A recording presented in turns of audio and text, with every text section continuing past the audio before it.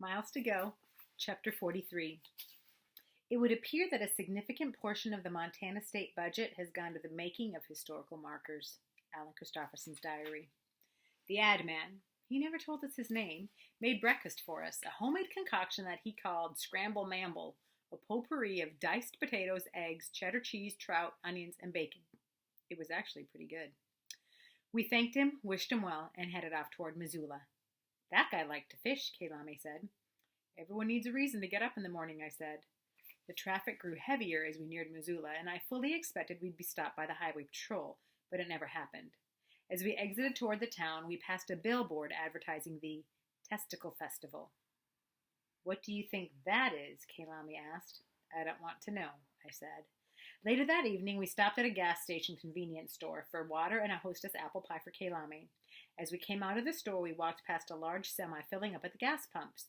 A trucker sat on the front bumper of his truck. Howdy, he said to us, with a subtle tip of his cap. He wore a flannel shirt and a belt buckle the size of a pancake. Could you tell us where's the next hotel, I asked. Depends on which way you're going, east or west. East, maybe 30 miles. I groaned. Thanks. I turned away. Need a ride? I'm headed that way. No thanks, we're walking. Okay, be safe now. The truckers were always helpful. A couple hours later, I said, I've discovered something. What? Kaylame asked.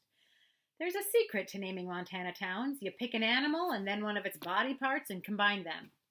She looked at me like I was crazy. No, really, think about it.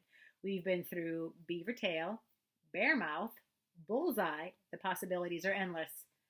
I could be good at this, Kaylami said. We can name the next town Moose Antler. Totally believable, I said. Or Ottertail, Rabbit's Foot, Badger Paw. Wait, Kaylami said. I've got the best one. Monkey Butt, Montana. We both started laughing. I liked this girl.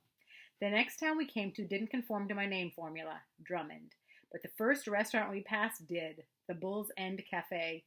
A sign in front of the eatery proclaimed Pauline's barbecue sauce made here, beneath the backside of an anatomically correct bull. Not surprisingly, the establishment was out of business. That's just gross, Kaylami said. What part of that is supposed to make you want to eat there? That's why there are advertising agencies, I said. A little further down the road, we came to the Frosty Freeze, a weathered A-framed building with a sliding window for takeout. Out in front of the building, there was a plywood-painted pig holding an American flag under a sign that advertised, Italian Sloppy Joes. You'll love 'em. The place looked abandoned, but there was a We Are Open paper sign on the window. As soon as we approached the building, a woman appeared at the counter.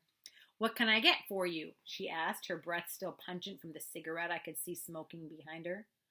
I'll try your Italian Sloppy Joe, I said. How about you, Kaylame? I'll have the Sloppy Joe, too. Can I have tater tots? We'll have tots on both and a Diet Coke for me.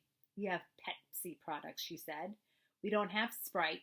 I'll have, fine, a Diet Pepsi and a Sprite for her. We don't have Sprite. We have Pepsi products. Whatever looks like Sprite, I said. Sierra Mist, she said, leaving the window to prepare our meals. The special turned out to be a Sloppy Joe with the addition of provolone cheese, onions, and garlic, which was surprisingly good, though Kaylami picked out the onions. That night, we pitched our tent near a golf course. Do you golf? Kaylami asked. I used to, I said, rolling out my sleeping bag. This man was out golfing with his buddies. He is about to putt when a hearse drove by leading a funeral procession. The man set down his club, took off his hat, and put it over his heart until the procession had passed. That was the most decent thing I've ever seen you do, one of his friends said. It's the least I could do, he replied. We were married 32 years.